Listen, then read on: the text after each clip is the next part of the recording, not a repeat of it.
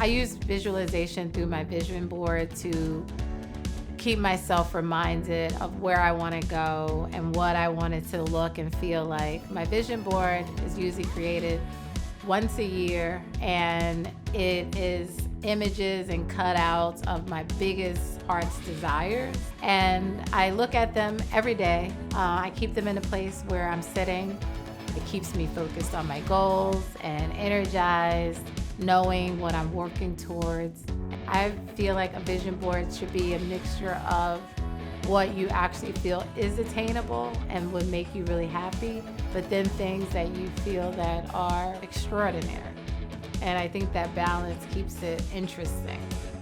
My vision board is a 16 by 18 poster divided into different areas of my life: relationships, finances, health.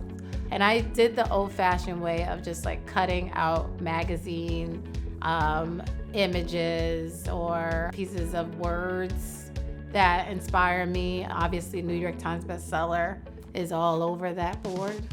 My vision board helps me because it gives me a visual about why I'm working this hard. What am I aspiring to do?